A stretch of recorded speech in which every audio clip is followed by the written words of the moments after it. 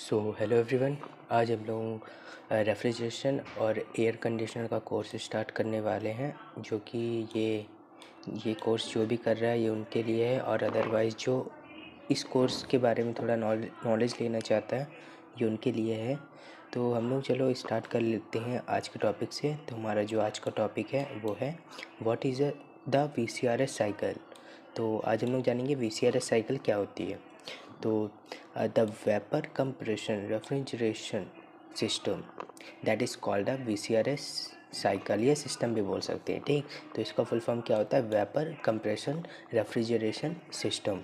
तो इसके आगे पढ़ते हैं, is the thermodynamic cycle widely use to refrigerator and air conditioner system to transfer heat from low temperature region, example inside the refrigerator, to high temperature region, example outside.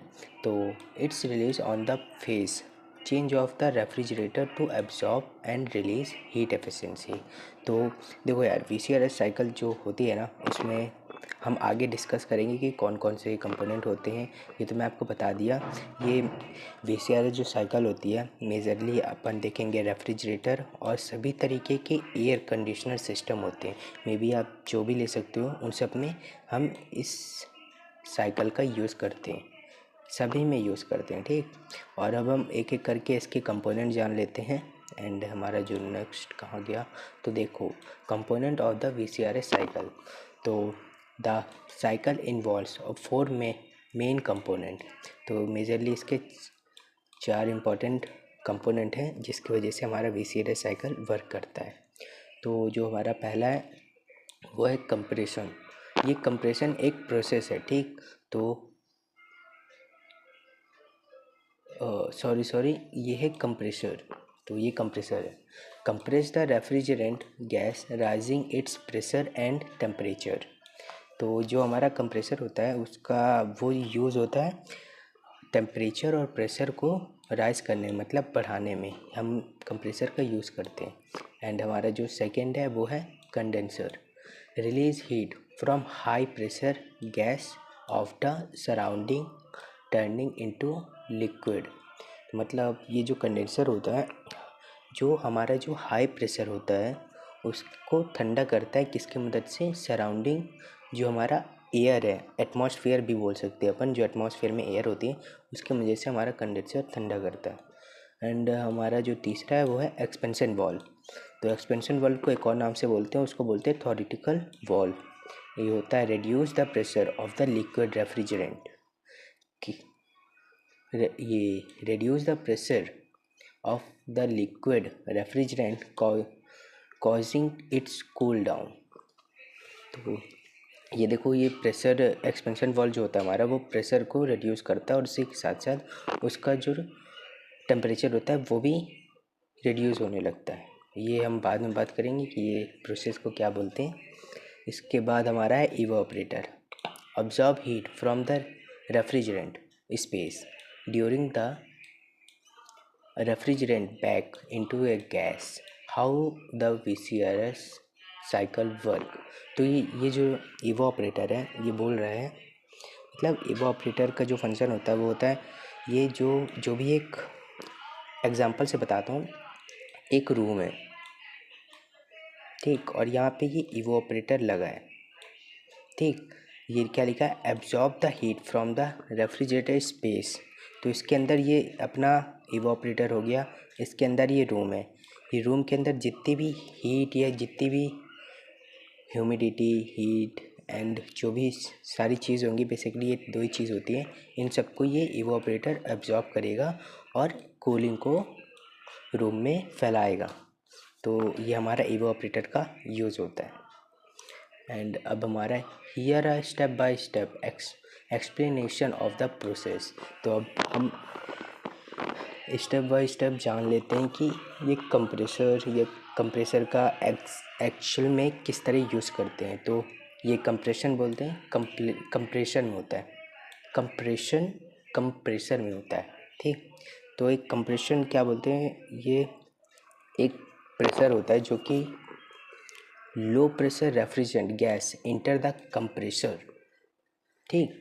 तो जो हमारा low pressure gas होता है या refrigerant बोल सकते हैं, refrigerant, low pressure जो हमारा रेफ्रिजरेंट होता है वो हमारे कंप्रेसर में इंटर होता है, ठीक। और ये आता कहाँ से? ये आता है इवोपरेटर से, ठीक। ये अभी हम आगे डिस्कस करेंगे।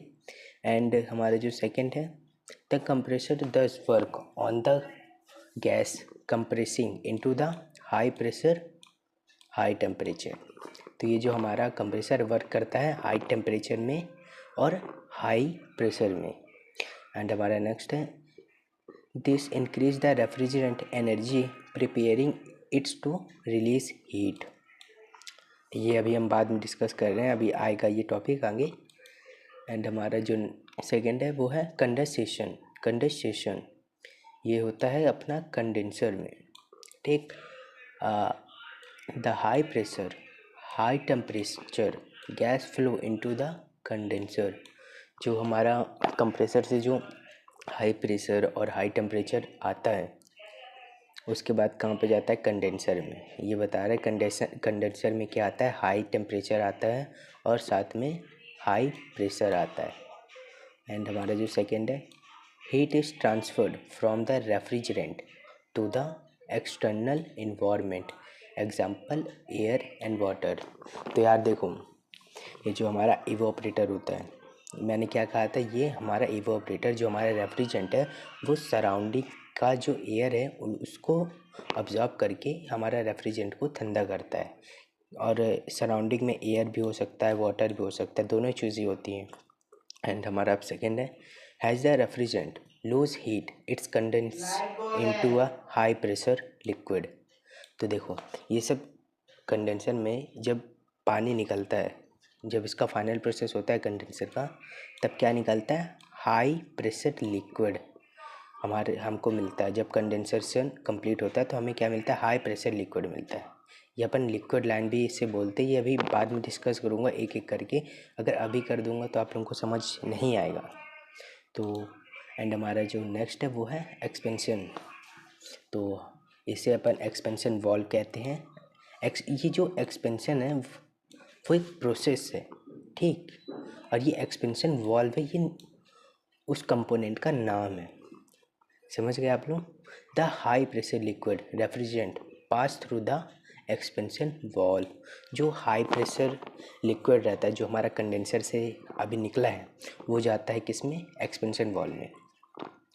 और एंड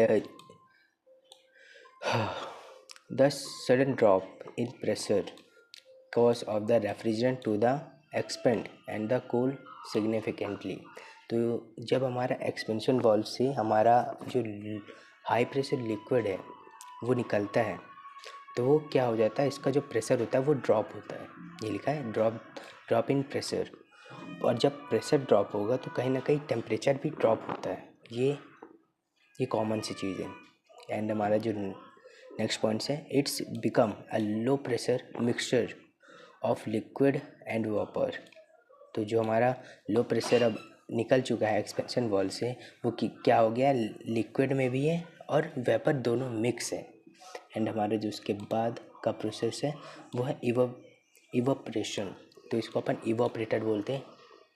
तो the cold low pressure refrigerant enter the evaporator, it's absorb heat from the space being cooled, example inside a fissure, evaporating back into a low pressure gas.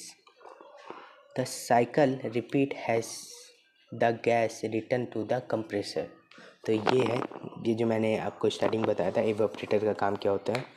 जो इवेपोरेटर जो रहता है वो अपने इंडोर में लगाया जाता है, मतलब जहाँ पे अपन को कूलिंग करना है तो वहाँ की जो सराउंडिंग का जो एयर है उसको ऑब्जॉर्ब करेगा। उस ऑब्जॉर्ब को जब हीट करेगा तो उस जो हमारा लिक्विड है ना वो वेपर बन जाता है, क्योंकि हीट अब्जॉर्ब कर रहा है। और जब हीट अब्जॉर्ब होता है तो वो कोई भी चीज़ अगर आप पानी में हीट को डालोगे तो क्या होगा? वो एक वेपर फॉर्म में आ जाएगा, समझ रहे हो ना? और ये जो इवेपोरेटर में हीट को अब्जॉर्ब होने के बाद हमारा जो नेक्स्ट प्रोसेस होता है वो होता है कंप्रेसर में, मतलब जो हमारी साइकिल है वो रिपीट करती है। एंड नेक्स्ट हाँ ये देखो हाउ इट्स वर्क, तो ये किस तरह वर्क करता है। तो ये देख सकते हो आप, ये है कंप्रेसर। तो ये कंप्रेसर है, यहाँ से हमारा रेफ्रिजरेंट जो है वो कंप्रेस हुआ।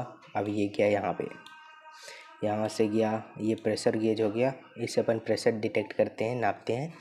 तो हमारा यहाँ पे क्या है, अभी इस फॉर्म में हाई टेम्परेचर वेपर है, हाई प्रेशर और हाई टेम्परेचर वेपर है। एंड इसके बाद हमारा जाएगा ये कंडेंसर में। जब कंडेंसर में जाता है तो क्या होता है, कूल्ड फ्रॉम फॉर्म सोर्स। तो जब यहाँ से वो निकलता है तो क्या होता है, high pressure high temperature liquid. आप देख सकते हो इधर जो हमारा कंप्रेसर से निकलता है तो ये वेपर में होता है, और जब कंडेंसर से निकलता है तो वो लिक्विड फॉर्म में आ जाता है। एंड अब इसके बाद हमारा जाता है एक्सपेंशन वाल्व में।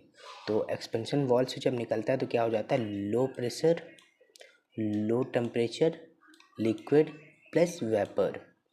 आप देख सकते हो लिक्विड प्लस वेपर। एंड इसके बाद हमारा जाता है इवोपरेटर में, ये इवोपरेटर है ठीक, और इवोपरेटर से फिर निकल के कहाँ चल जाता है, लो प्रेशर वेपर में कन्वर्ट हो जाता है। जो कि बताया कि हीट, इवोपरेटर हीट को ऑब्जॉर्ब करके फिर जो हमारा रेफ्रिजरेंट होता है वो वेपर में कन्वर्ट हो जाता है। ये हो गया। अब यहाँ से फिर वो प्रोसेस चालू होगी, साइकिल रिपीट होने लगेगी। अब हम इसी को अपन क्या बोलते हैं, VCRS साइकिल। इसमें और भी कंपोनेंट होते हैं पर मेजरली 4 बेसिक पार्ट होते हैं या बेसिक कंपोनेंट होते हैं जो VCRS साइकिल को ऑपरेट करने में मदद करता है। इनमें से अगर एक भी चला जाता है तो हमारा VCRS साइकिल कंप्लीट नहीं होगा। तो आप चाहे तो इसका स्क्रीनशॉट ले सकते हो।